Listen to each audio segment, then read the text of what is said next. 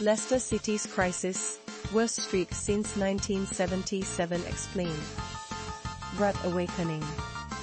In early November, the football world was buzzing with headlines as Manchester United decided to part ways with Erik ten Hag. They were on the lookout for a new leader, someone to fill the considerable shoes left behind, and the name Ruben Amorim was being tossed around like a hot potato, all the way from Portugal. Meanwhile, club legend Ruud van Nistelrooy stepped up to sprinkle a bit of hope over the Old Trafford faithful in an interim role. Surprisingly, he managed to conjure some magic on the pitch, leading the team to an unbeaten streak at home over 4 matches across 3 competitions. But, as often happens in football, just as quickly as he arrived, his time in the limelight dimmed, and he found himself heading out through Carrington's doors marked "Do One." Now let's shed some light on this interim wave Ruud wrote. An important detail is that half of those unbeaten matches came courtesy of none other than Leicester City, who faced the brunt of a brutal 5-2 defeat in the Milk Cup and a sobering 3-0 loss in the Premier League.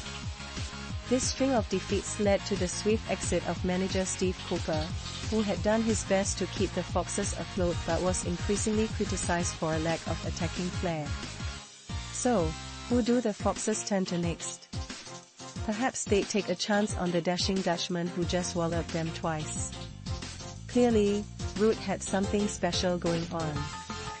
The new manager's start seemed promising, snatching 4 points from 2 home matches, giving fans a glimmer of hope. However, the optimism was short-lived when they faced Newcastle in mid-December, suffering a devastating 4-0 defeat. This was just the beginning of a 7-match losing streak that sent the Foxes spiraling into the relegation battle.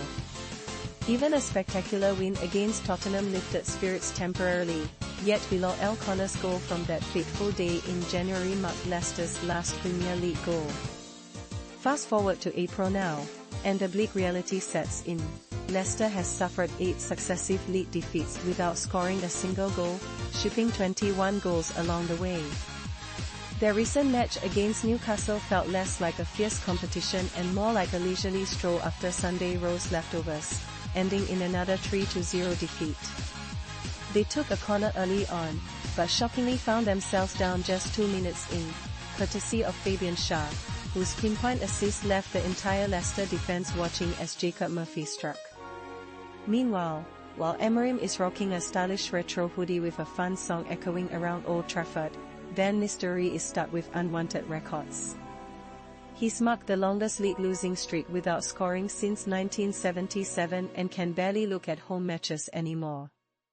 The unexpected disappearance of any league goals at home for 5 months had him pondering his future. After Monday's blowout, it seemed like he was preparing to exit the scene before the club made it official when relegation became a reality. "The most important thing is the club and these players," he muttered, packing his bags with urgency. As the calendar ticks towards May 3rd and Leicester prepare to face Southampton, it's hard not to wonder if they will find themselves relegated long before that match ever kicks off.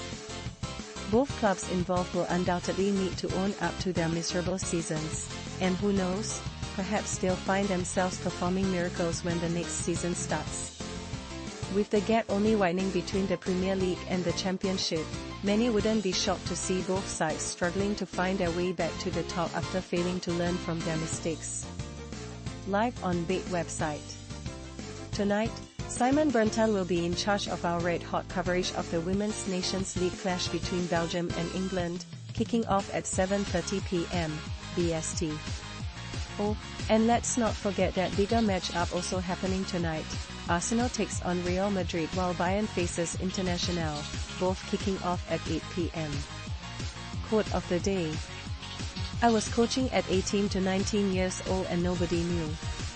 I kept it low-key, even the FA didn't realize," comments Jo Potter, Rangers women's head coach and former England international, as she reflects on her journey and the need for Scotland to shine in the spotlight.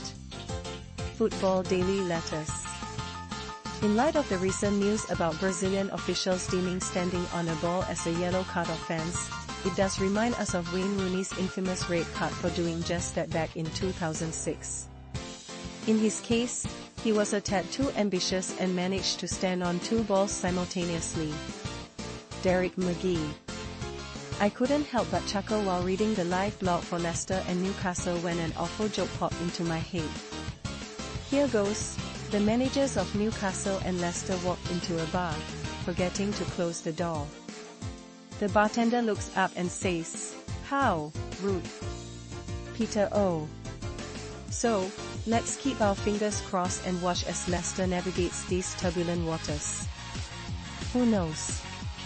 In football, anything can change in the blink of an eye.